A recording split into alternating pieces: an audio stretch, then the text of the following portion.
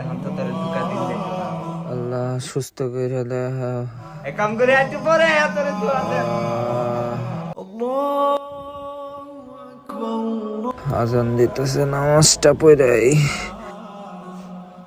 হে আল্লাহ, আমার শরীরটাকে আল্লাহ আপনি সুস্থ করিয়া দিন।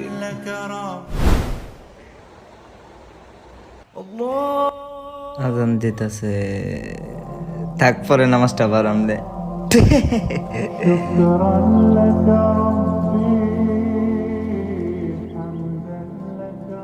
ও মামা, চল আমরা একদিন কক্সবাজার ট্যুরে যাই।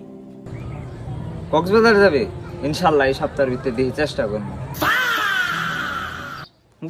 ইনশাআল্লাহ কিছু কস না ক